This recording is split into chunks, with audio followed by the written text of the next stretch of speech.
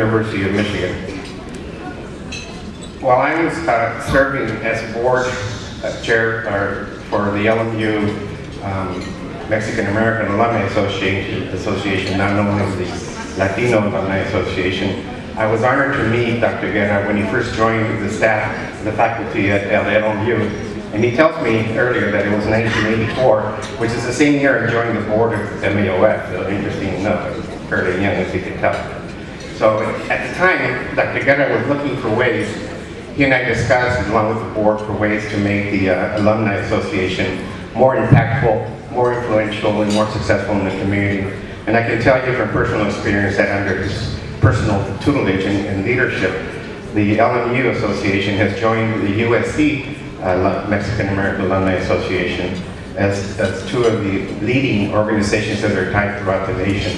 And under his leadership, it's become one of the most successful fundraising arms of the university. So, on a personal basis, I want to also thank Dr. Guerra.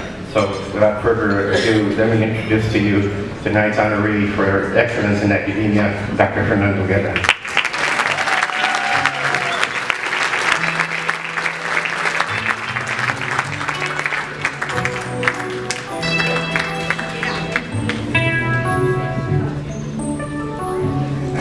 Because of Mike, I'm subconscious about whether to unbutton or button my coat.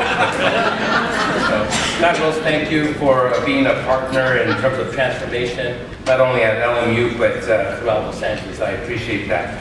Because we are Latino, I like to celebrate my family first and foremost.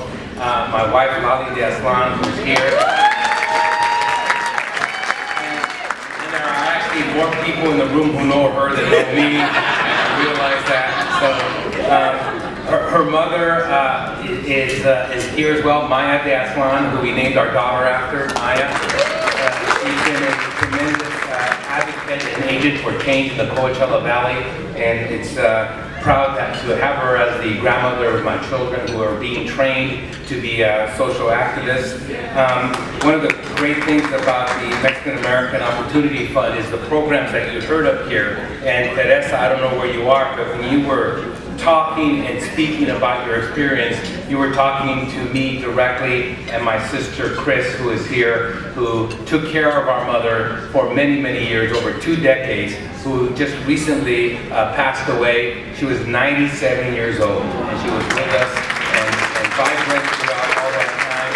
And my sister, I thanked her many times that every opportunity I get, including in public, to thank her for what she's done for me and my family. And now she's the matriarch, so you're now in charge, you know. And then also one of my cousins who grew up with me, Ed Salazar, is here. And of course, also Michelle and Edward, who are joined here, and they're actually Lolly's friends. I mean, everybody's Lolly's friends, right? So I appreciate the family. You know, as Lolly's last name is De Aslan, I'm getting the Aztec Award, and of course, our children are their last name is Guerra de Aslan, so you know what they're going to grow up to be. The Mexican American Opportunity Fund is one of these legacy organizations that is important, that has really helped create the base, the zócalo, the foundation from which Latino LA is transforming not only Los Angeles but California.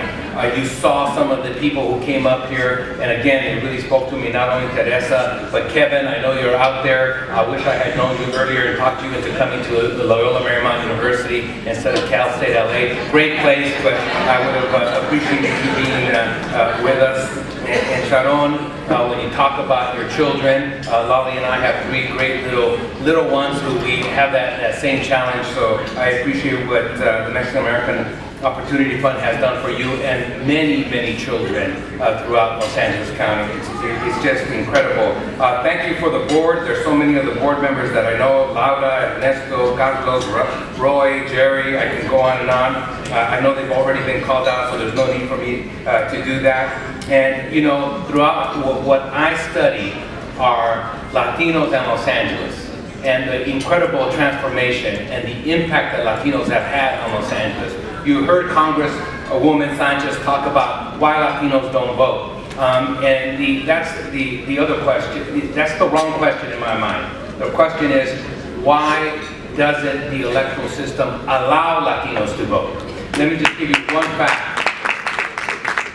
In Mexico, the turnout in Mexico is higher than the turnout in the United States for elections.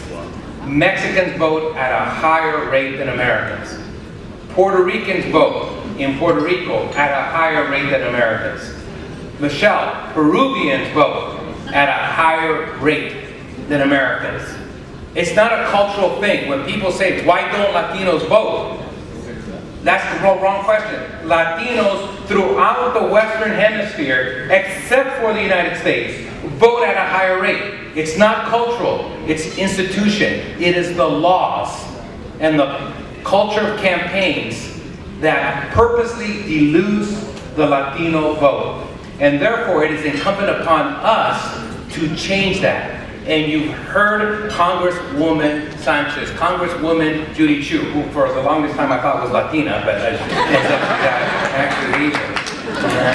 And so not only do I study the vote, but I study these incredible elected leaders who put themselves out there, like Vanessa Delgado and Jerry Velazquez and Richard Alatorre, they're just incredible. You have to put yourself out there on behalf of the Latino community, just like the Mexican American Opportunity Fund.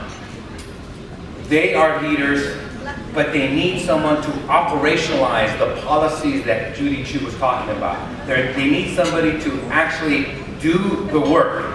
That's the Mexican American Opportunity Fund.